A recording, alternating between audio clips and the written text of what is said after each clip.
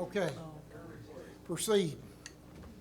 Thank you, Commissioner. We come before you requesting a budget expansion for the West Tennessee Wetlands Forestry budget. I feel kind of bad requesting this budget expansion, but what this involves is we had some new personnel within our forestry division last year, and being new to the whole process, they submitted a bill to pay for some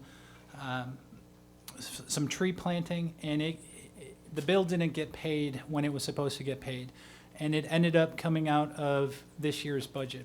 And the bill was for $47,000. We're requesting an expansion of $47,000. The silver lining to all this, there's two things.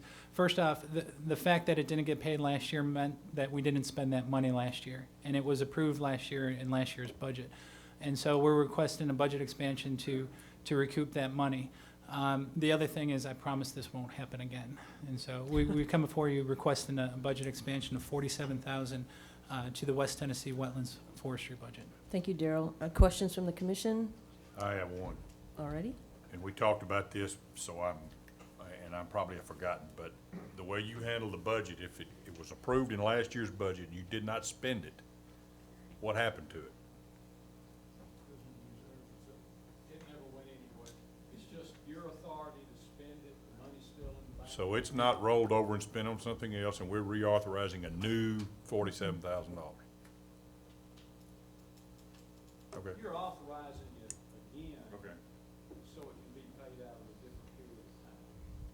So it went back to the reserve, it didn't stay in the budget. Okay. Right. All right, I need a motion from the Budget Committee to approve a budget expansion of $47,000 for the West Tennessee Wetlands budget, 7838 from Wetlands Fund. Second? Those in favor say aye. Aye. Opposed? Well, the ayes carry it, and the budget expansion passes. Thank you for your vote of confidence. I wouldn't make such a bold statement that I promise it won't happen. Famous last word. All right, the Budget Committee recognizes David McKinney, Chief of Environmental Services.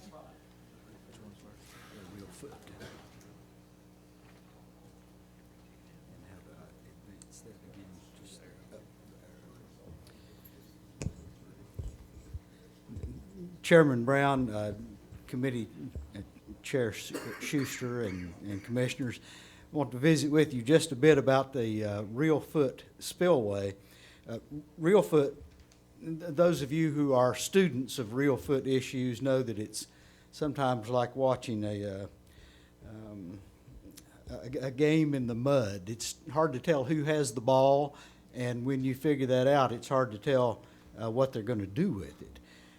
In this particular case, all of the parties agreed some time ago, after some discussion and some litigation, that the spillway that controls the water levels at Reelfoot needed to be replaced. It had been there for a number of years. It's an old drop log structure. It had become unsafe. And as part of the settlement of litigation and other contests down there, the U.S. Army Corps of Engineers undertook to build a new spillway. During that process, the issue of who controls the water level, who controls the management of Reelfoot became an issue, and as a result, the Army Corps of Engineers handed that project off to the state of Tennessee, and the Department of Transportation took over the building of a new spillway and the bridge that crosses over the spillway. And that project was funded by the General Assembly. TDOT has been in the process of building a new spillway for about 3 or 4 years. And they have completed construction. They are ready to hand that off to someone. And what has to happen now is for a series of reports to be produced that take all the hydrologic data that we know about the management of Reelfoot Lake. The water levels, the inflow, the outflow. Part of the settlement agreement says that Reelfoot will be managed consistent with the way it has been managed in the past. And the operation of the old spillway is the authority and the responsibility of the U.S. Fish and Wildlife Service. But it is on the TWRA Reelfoot WMA, so it's a cooperative agreement. And the new spillway structure is slightly to the west of the old spillway structure. In order to understand what it's going to take to operate the new spillway consistent with the way the old spillway operated, you're going to have to put water up against it.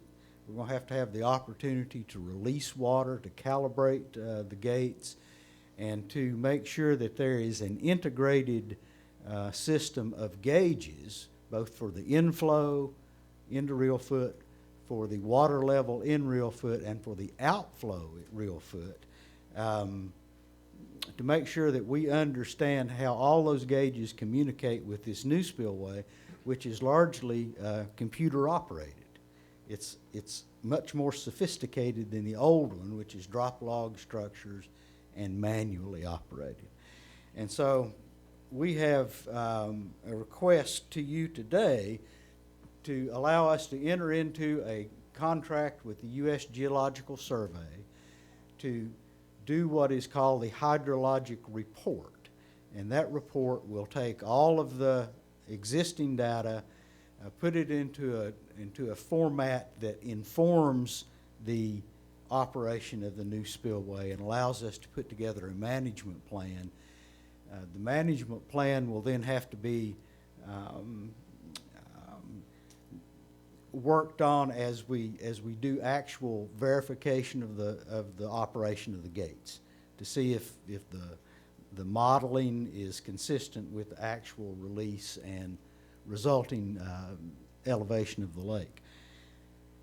This will also include new gauges, and you'll see that there's a new spillway release canal that ties into old running Reelfoot. And the new gauges for that will have to be also calibrated with this new system. This will not be an inexpensive undertaking. We are asking the Commission for the permission to for the approval of $425,000 in agency dollars to accomplish this transition from the old spillway to the new spillway. Now, it's my understanding that the agency will endeavor to ask the General Assembly to help make us whole here, as the General Assembly has funded TDOT to take this project on and to finish this construction. But time is critical to, certainly to TDOT, who wants to be able to pay all of their contractors, and they want to hand this project off to the agency for the maintenance, and to the U.S. Fish and Wildlife Service for the operation of the new spillway. All right, thank you, David. Now, I was just wondering, what's the U.S. Fish and Wildlife Service's part in partnering with us on this? The U.S. Fish and Wildlife Service has operated the old spillway for a number of years, and is kind of the designated manager of water levels at Reelfoot. Okay. Because of some interstate issues. Part of that water level management has to do with ensuring that water levels in the spring during planting season are such that both farmers in Kentucky and farmers in Tennessee feel like there's a level playing field. Okay, so there's no monetary involvement from them? Other than their time. Right, okay. And other than the connection between the National Refuge, which is a huge part of all things Reelfoot. Okay, And- and these are expenses that'll be incurred before the operation begins or after it becomes? These are expenses that will allow us to make the transition from Okay. the old spillway to the new spillway and a much more complicated, if you will, but sophisticated spillway operation system. So, I guess I misunderstood. I didn't think we were wanting to accept the liability until we were sure it was working. If it doesn't work, are we gonna be responsible for repairing it and paying for that? Well, part of this, Commissioner, is to make sure that before we accept the liability, that we understand everything there is to understand about the operation of this new spillway. And until we have the operation manual in place, we will not be accepting management liability, nor will the Fish and Wildlife Service. But we're gonna pay $425,000 to find out if we're gonna manage it? No, we're gonna pay $425,000 to come up with the management manual and the training to allow us to make that transition. During that interim, how do we find out if it's working properly? That's the rub right there. In order to find out exactly how that piece of machinery is gonna operate, we're gonna have to put water up against it. So at some point, you're going to have the old spillway functional and the new spillway also functional. And so that it'll allow you to do the test and the calibration, make sure the gauging stations are working properly, that they are communicating with the new spillway properly. But that's after we've already paid the $425,000. That will be during. This is a process that's probably gonna take a year and a half. Okay. I've got a suggestion, how we can save a lot of money operating this spillway. I think we need to let former Commissioner Hayes control this. He can gauge that water from his back deck. He can tell if it needs to be higher, lower, and we just save that money. I can tell you, Commissioner, that former Commissioner Ray Bell had a much more simple solution. I do too. I've got a question. It seems to me that when the involvement with Kentucky came up, that the Corps of Engineers or the U.S. Fish and Wildlife took over the levels of Reelfoot and dictated to us what we could and could not do with the levels of Reelfoot. It became an interstate federal mandate. Is that right or wrong? I would have a different view of that. The operation of the levels now by the U.S. Fish and Wildlife Service was in a settlement, in a compromise, if you will, that satisfied most of the parties, including those in Kentucky. When the new spillway became an issue and the Army Corps of Engineers stepped in, the Corps wanted to take over management of the water levels. Now, there are a few reasons why that concerned the state of Tennessee, including how the U.S. Congress oversees the Corps' budget and the importance of Kentucky's congressional delegation in that process. And so the state of Tennessee essentially at that point walked away from that deal and said, a Reelfoot managed by the Corps is not in Tennessee's best interest. And that is how that project transitioned over to the state of Tennessee. Governor Bredesen and the General Assembly decided to fund that project, and TDOT became the builder of the new spillway.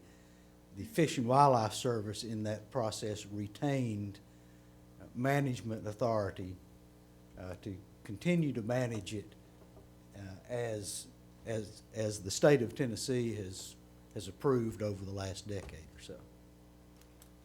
I guess I don't understand what the downside was, or I've forgotten what the downside was to letting the Corps take the responsibility of dealing with that. Well, the general consensus was that the Corps would manage water levels in Reelfoot to the benefit of Kentucky farmers and to the exclusion of fish and wildlife interest in Tennessee. Well, isn't that what's happening now? No, no, you're going to get the same water level management now as we've had for the last decade or so. But any Out of- change in that would have come with protests from the dock owners and that kind of thing at Reelfoot, and they would have had to go to the Corps and to the federal government with their complaints. That's possible, yes. Mr. McKinney, do you see any additional cost on this project down the road, or is this it? Or? We wanted to come to you with a cost estimate that would be all-inclusive including some things that we may not have to do. For instance, there's some room in this budget to look into groundwater issues if necessary. They have become the subject of some discussion during the droughts we've had over the last few years. But if the management of the new spillway is relatively straightforward and we get all the gauging station properly integrated into that and the service is comfortable with the management, the physical management of that facility, there are several things that we may not get to. But to answer your question, we have asked you for everything we think is necessary to make this transition. Director Carter.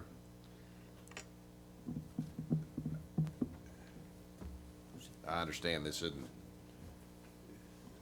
these circumstances are not ideal from TDOT's eyes nor our eyes. It's just kind of one of those facts of life to keep this thing moving on and for us to be able to continue having say-so in Reelfoot Lake.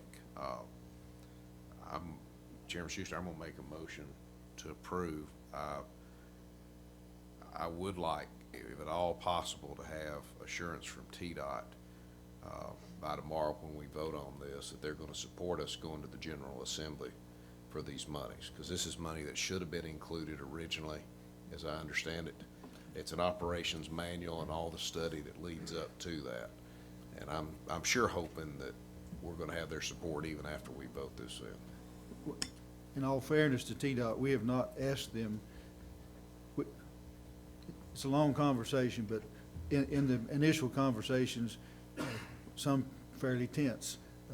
We felt that exactly what you said, that somebody had been told to go build a car, that car is going to be given to us, but all of a sudden we go to pick it up, they tell us to develop the owner's manual. And we didn't think it was a proper approach.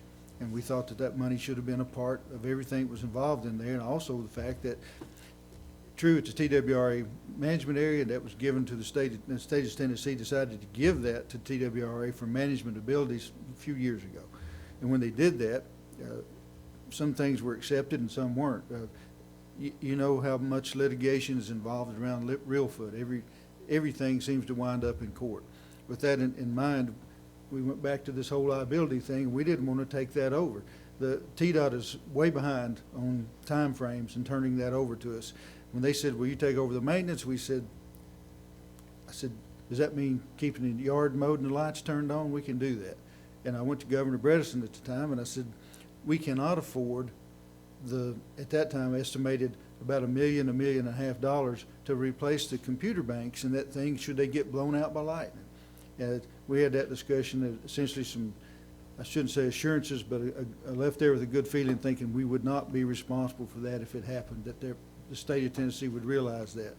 But in any case, we wound up with where we are, with the TDOT having exhausted their budget. It's actually going to cost them a little more money going into this because now they're going to have to go back and get contractors to come back in and do things that they were hoping would have been done by now. We've had to pick up the money for a generator in case of an emergency outage. We've had to do all the work that's gone with that. Now we're into this with the USGS to develop the site. So where I started, in fairness to TDOT, we haven't asked them specifically, will you go to the General Assembly and help us build a case as to why that this should come out of a state budget rather than just TWRA's.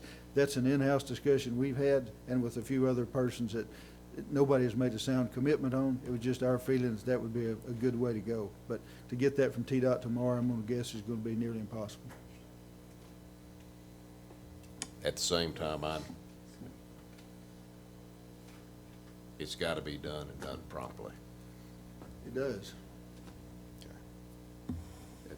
Are there, when there's no other questions, I'll make a motion. I do have one other comment, and I've talked with Barry, being our federal aid guy still. It is a wildlife management area. If worst case scenario, and we have to pay for this out of TWRA funds, which again, I hope doesn't happen, but if we do, we're gonna appeal to the Fish and Wildlife Service to let us use at least Pittman Robinson money for that portion that we have to pay, which could be 75% of that bill, since it is a wildlife management area. Barry feels like we can make a case to the Fish and Wildlife Service to do that, but that doesn't mean they'll approve it, but that's our alternate plan. Commissioner Cannon? Chairman Schuster, I make a motion to approve the budget expansion for Reelfoot Lake in the amount of $425,000. Thank you. Is there a second?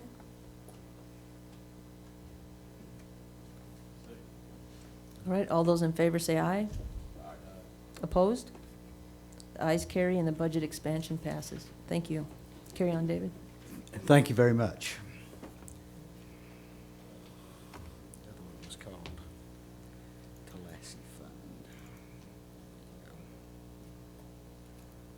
Thank you.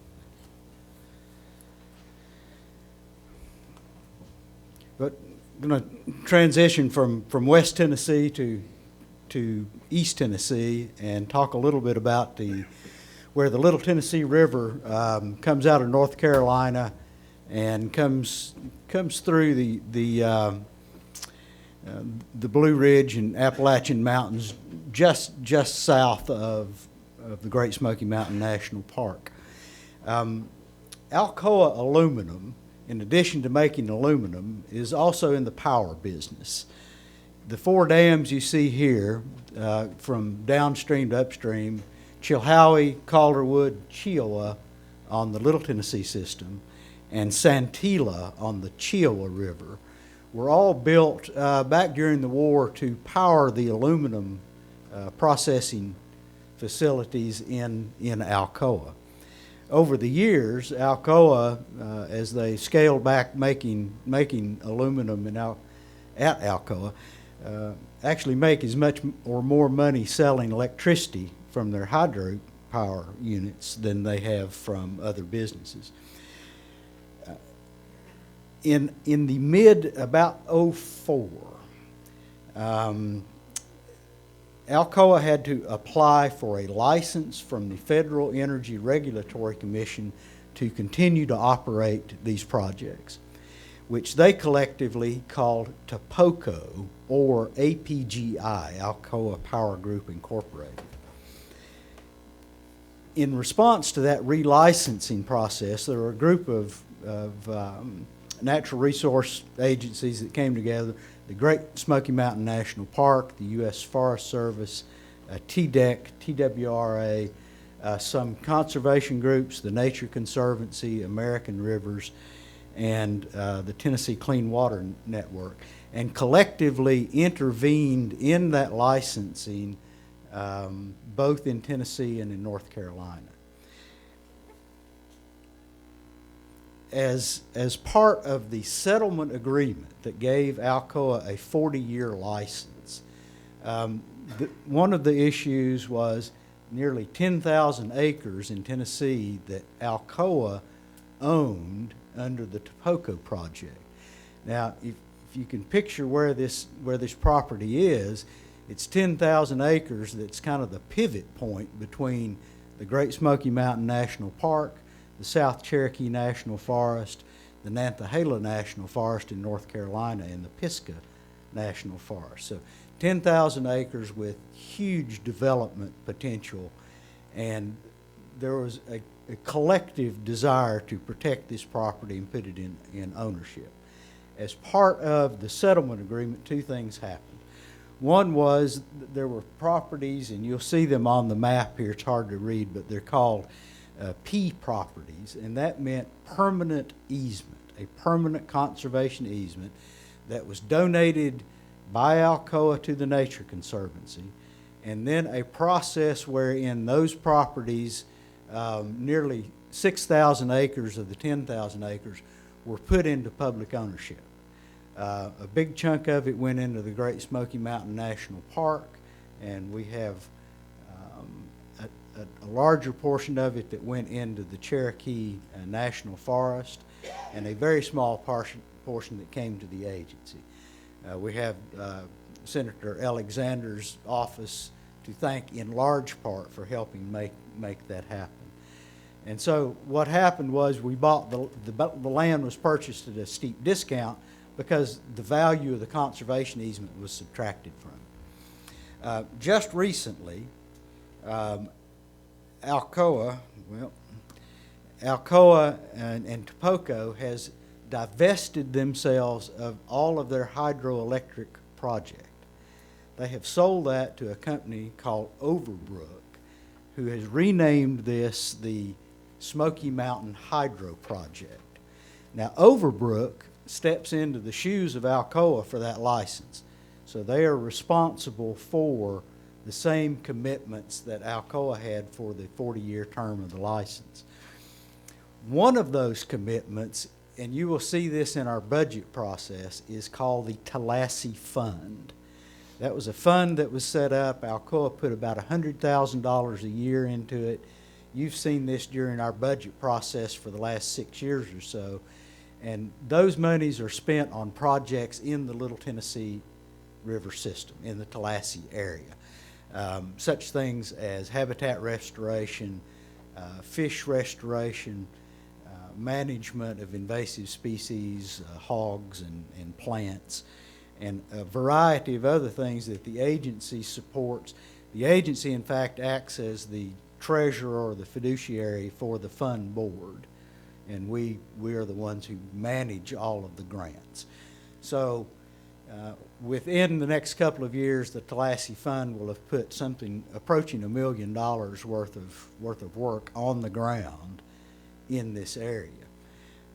That project will continue, but the fund board has decided not to allocate all of its funds for the next couple of years for the next part of this discussion. Right now, in our budget, we allocate $125,000 to accommodate what comes in every year.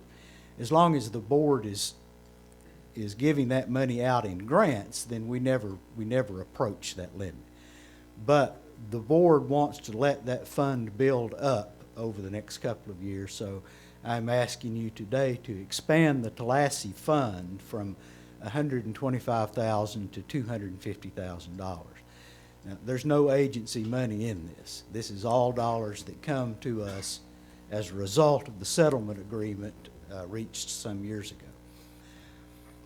When Alcoa sold this to a new owner, it triggered a clause in the settlement agreement that put 4,000 acres of property that Alcoa had held for the next licensing, put it into play. And these are the T lands, or the term easement, where there's a conservation easement, but just for the 40 years of the license. It's not permanent. The Nature Conservancy now has the opportunity and the option to purchase these lands at the discounted price. And we are just now going through the process of having the assessments done to value those lands. The rub is that the settlement agreement says that the Conservancy cannot hold those lands. Once they've purchased them, they've got to divest themselves of those lands to either the park, the Forest Service, or TWRA. And there are practically none of this 4,000 acres that's within the jurisdictional boundary of the park. The park has a limited interest in it. There's a big section here. You'll see T4 that's kind of that bulge off to the east. The U.S. Forest Service is very interested in that property, and there's some disjunct properties up to the northwest part of the map one on the north side of the river, two on the south side of the river, that the agency is interested in. And this is kind of an all or none deal. So I bring this to you just as a heads up, in that over the coming year, when we understand what it will take to purchase these lands and how many partners we can bring to the table, we will bring this back to the commission. And if we can successfully put these lands into public ownership, then all 10,000 acres that were at play during the relicensing will be in public ownership. The agency currently manages much of this property, does the law enforcement on it, as part of the Foothills Parkway WMA, or the Foothills WMA, and also as part of our Tellico Wildlife Management Area. So two things here. One is just the heads up on this property that's available, that we will be working at with both Region 3 and Region 4. John Gregory's heavily involved in this for a number of years. We'll get John Mayer involved in this, since there's been some changes in regional responsibility there. And that, plus asking you to increase the amount of the Tallassee fund to accommodate the fund board saving some money to go toward the purchase of this property. Okay, thank you, David. Any questions, commission, audience? All right, I need a motion from the Budget Committee to approve a budget expansion of $250,000 for this project. So moved. Second? Second. Those in favor say aye. Opposed? The ayes carry, and the budget expansion passes. Thank you very much, Thank David. you. Thank you The for your budget- patience. The Budget Committee recognizes Director Ed Carter, please.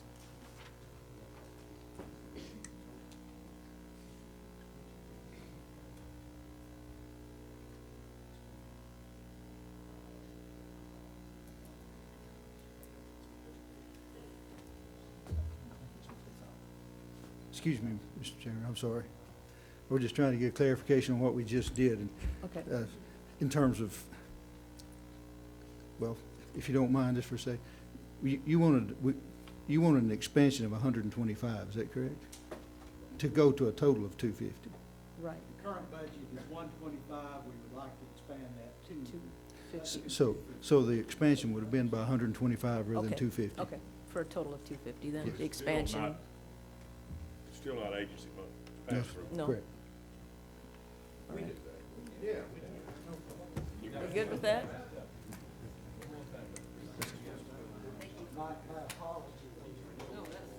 Sorry about that. I'll be very quick on this, and whatever details you want, I'll try to add. Again, we have been giving some grant money to Carroll County to build a shooting complex down there. This will be the third time that we've come before you to do that. They've added some additions to where they started out. They expect to be done in early April, and we'll have an event there which commissioners will be invited to attend. When they go to that point, it's a fully functioning range complex from trap and skeet fields to rifle and pistol. This would be an expansion of $200,000 to the budget that we have currently. It's all federal money coming out of the Hunter Education Program. We went back and looked over where we thought we would be in terms of what our obligations were to other facilities in the state. We feel comfortable with where we are, so it's expansion of $200,000 of federal funds from the Hunter Education Program. All right, Commissioner Schuster, I Yes. make a motion that we pass that. all right. Second? All those in favor say aye. Aye. Opposed? The ayes carry, and the budget expansion passes. Thank you. Thank you, Chairman Brown. That completes all the business concerning the Budget Committee. All right, is there any other business to come before the commission at this time? I've got something. Okay. I know we've been here a long time today, and we're all tired, and we're going to eat, but there was a beautiful lady in the audience today that we need to recognize, and she has sat here all day, Judge. And if you don't buy her a prize, you need to carry out for supper tonight. But Miss Judy Brown, we're glad to have you today. I've got a McDonald's spotted between here and the hotel. A gift certificate. Yeah. All right, if there's nothing further, we'll be adjourned till tomorrow morning at 9 o'clock.